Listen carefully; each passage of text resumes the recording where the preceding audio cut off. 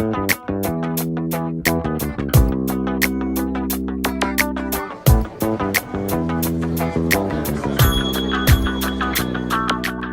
parc Expo que vous découvrez ou que vous redécouvrez, après 2 ans de travaux et 6 millions d'euros débloqués grâce à la ville, Citadis et Avignon Tourisme, est un outil qui est mis à votre disposition et qui a prétention de contribuer au développement économique local.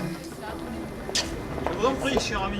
Aujourd'hui, je suis très content parce qu'il y a beaucoup de monde, donc c'est vraiment le côté le plus sympa. Vous êtes attentif et intéressé par le concept du réseau Club Entreprise, et donc on va essayer de dévoiler ça. Aujourd'hui, Agroparc est un écosystème donc, qui est plutôt territorial, assez étendu, sur lequel on rencontre quelque chose d'assez unique, puisqu'il y a des entreprises, il y a des centres de recherche, il y a de la formation, il y a de l'enseignement, il y a des représentants institutionnels territoriaux. Il n'y a pas d'équivalent en France pour un tel écosystème. Donc on a à peu près 5000 personnes qui cohabitent, qui vivent sur cette zone territoriale, et c'est l'objet de notre organisation. Ben écoutez, je voudrais enchaîner maintenant avec notre intervenant ce soir, donc Jean-François Nouel, qui va nous parler d'intelligence collective en mouvement.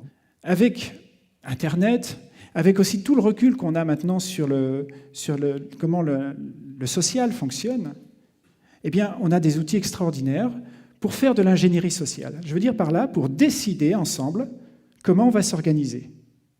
Et si on commence à questionner, à se poser la question comment on va s'organiser, ça veut dire comment on va s'organiser pour aller quelque part ensemble en tant qu'équipage.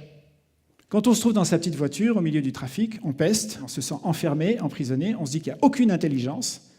Mais si on y réfléchit à 2 fois, il y a quand même chaque jour, le matin et le soir, une ville qui se remplit et qui se vide. Essayez de planifier ça.